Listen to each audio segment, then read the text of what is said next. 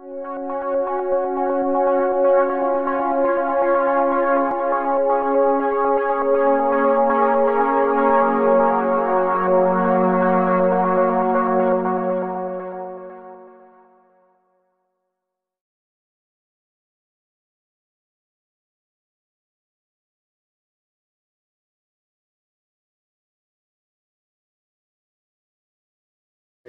Guests is the name of this chapter. I wrote this book for my nieces and nephews so they could realize how much fun we had when we were kids, much more so than they do today. And it says, when you run a public place, you're apt to get all manner of people showing up to dine.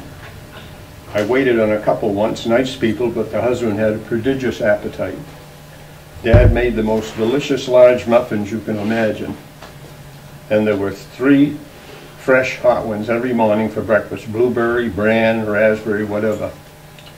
When folks sat down at the table, a waiter or waitress would place a plate of 3 of these large muffins on the table so the pangs of hunger might be dealt with while they awaited their breakfast order. This man would immediately consume all 3 muffins with coffee and ask to have 3 more muffins brought in just to munch on while he was waiting. We also used to make our own butterballs with those little grooved paddles and kept a bowl of them on a side table in case there was need for more. One time a couple came in, and as I was seating them, the man glanced over and spotted the butterballs. He cried out, "Ah, cheese balls!" and he reached over and grabbed a handful out of the bowl and crammed them into his mouth. He got the strangest expression on his face, and then he washed them down with water from his finger bowl. We had uninvited guests one afternoon, and they caused quite a tither, not to mention making Dad limp for a couple of days. It was on a Sunday afternoon, and the dining room was full with regular guests, as well as transients who had just stopped in for a meal. The dining room was lovely with fresh flowers on each table and a snow-white tablecloth. As mentioned before, we kept pigs to eat up all the swill from the dining room. Dad used to brag that his were the only pigs around that were fed ice cream and cake along with their other goodies. We had one old sow of about 300 pounds, and she walked with a hitch in her get-along, so because of her strange gait, we had named her Old Hippity. Seems that Old Hippity decided it would be a nice evening to dine out, so she and her 4 or 5 sister sows knocked down the fence, started strolling in the general direction of the hotel. They walked along contentedly, making small talk and commenting on how nice the grounds looked. Soon they came around the back of the hotel, where, as luck would have it, the water room door was open. Might as well go in and check things out. So in they went, and the next door they came to was the swinging door into the dining room. It was hot in the kitchen, and Dad drank a lot of water. There being a little break in the action, he took advantage of the lull to dash around the water room to get another bottle of spring water.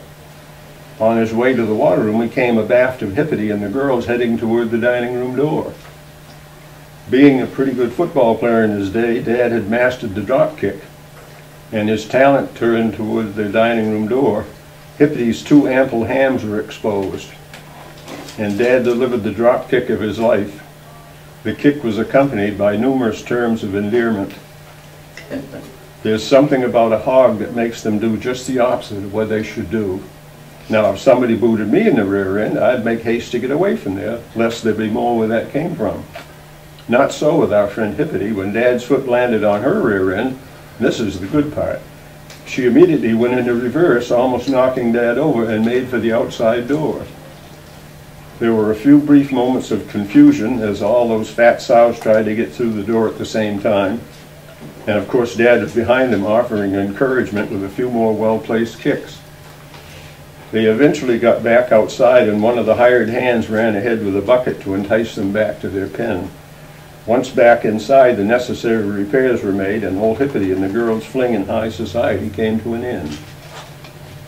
Inasmuch as about 90% of our guests were Jewish, I wonder what the reaction would have been had Hippity and the girls joined them in the dining room. Dad did something to his leg on that first kick, and he limped for several days afterwards.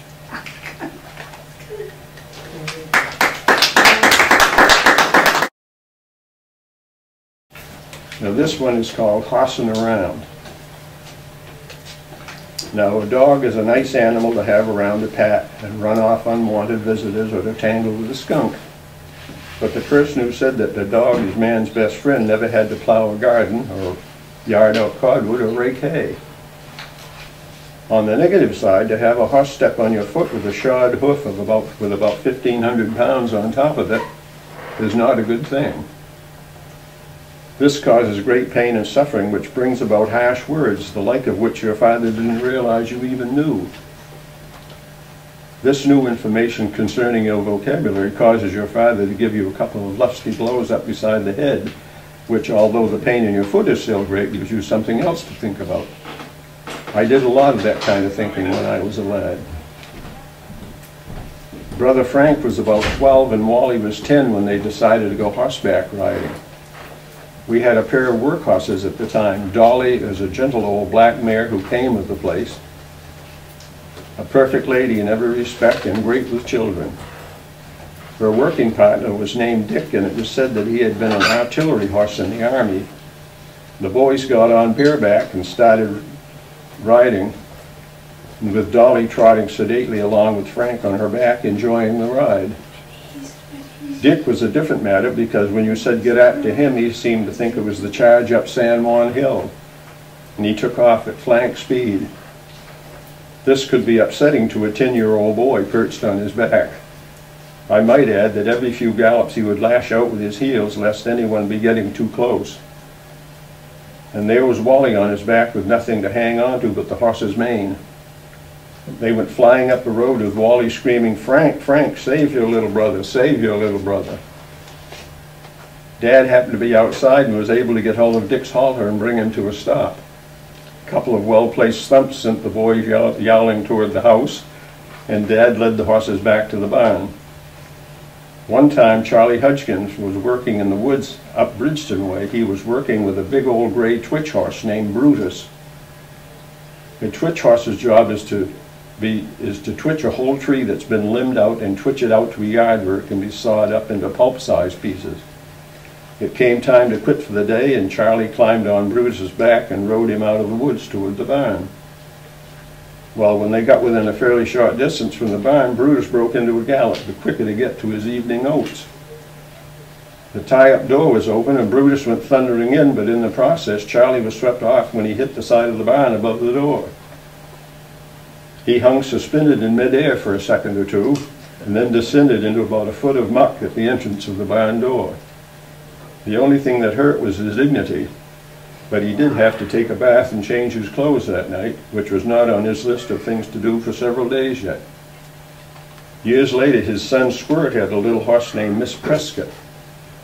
She was supposed to be a trotter, but was never trained, so she never raced. She just had two speeds, stop and go like hell.